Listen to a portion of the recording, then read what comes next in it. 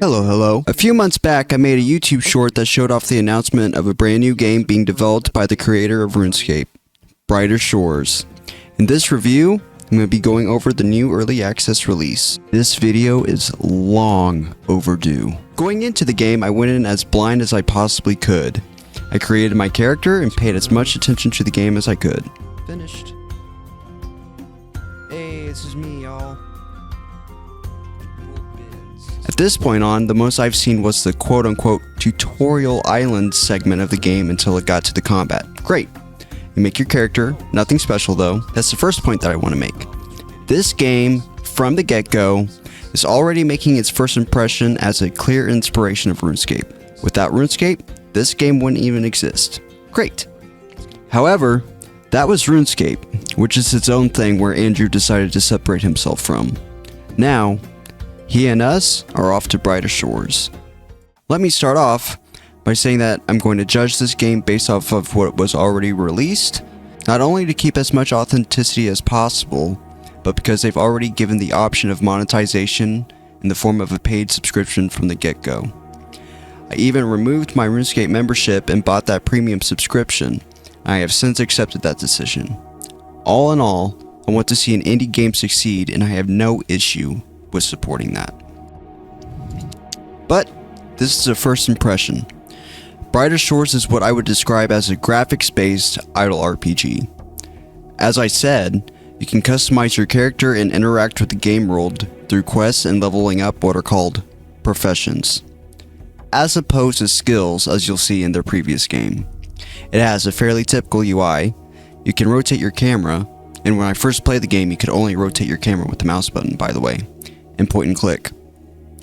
Unlike their previous game, this isn't a typical quote-unquote open world sandbox, as you're only enabled to traverse through currently 4 zones, 2 if you're free to play. You navigate through tile-based instance rooms. You know what I really enjoy about this game? The quests and their British humor. This was my reaction to a random dad joke. To fetch my guard's equipment, do we need 4 of you to make a whole master? You're saying this. Do we need 4 of you to make a whole master? Shut up. Shut up. I digress. What did I think of the game as soon as I spawned in, talked to the characters, and started off to finish the main quest? I enjoyed their different take on traversal and combat at first. I smiled as I saw the crowd of players in the room. Whoa, dude. Look at them all. There's like 20,000 players in game right now. I love this. This is so nice. And saw a decent progression during the main quest. I was having fun. After accessing the ability to do side quests, I saw a glaring flaw. There's no clear indicator that there's a level requirement before you even start the quest. Hiding a note in a feeded flounder, and that's what I need the 25 fishing for. Now, every player is going to get to this point and understand the problems with the game. But, thankfully, Andrew and his development team have ensured that we don't have to worry about the frequency of their updates. And with the amount of them being pushed out so swiftly, I think the man deserves some rest. No matter how much you like or even hate the game right now, it's objectively going to get better. They should be commended for that, in my opinion. On that last point about having fun, however, it was rather complicated. I hate to sound like a broken record, but as everyone says, in MMOs, the first segment of the game is usually the funnest, and after that, you start to see the shortcomings.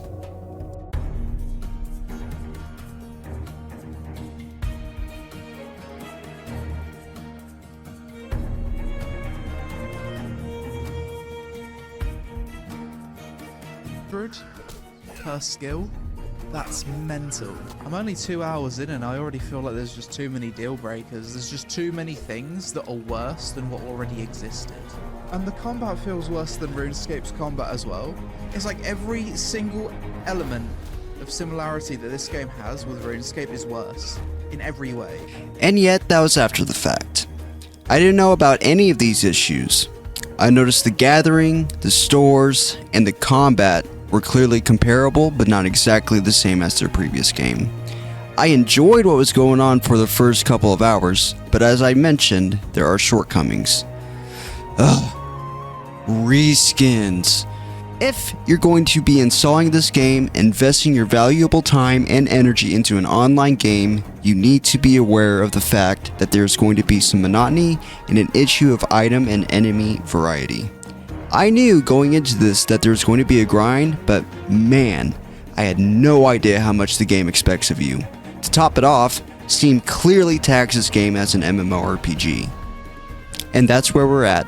After getting to level 15 guard and a total level of 60, you're able to go to Hope Forest. And that's where I ended my stream and the game. Like I said, a first impression. So, what are my thoughts on the game so far? I don't hate it. In my opinion, it's an okay game with a decent foundation, and it'll only get better from here. But how long do we have to wait before we see the fun factor? I don't know. But I hope it'll be beyond great in the other 3 zones. But at the moment, it hasn't yet satisfied that RuneScape itch. But I'm optimistic that it will. And with that, thank you for watching. There's the sausage.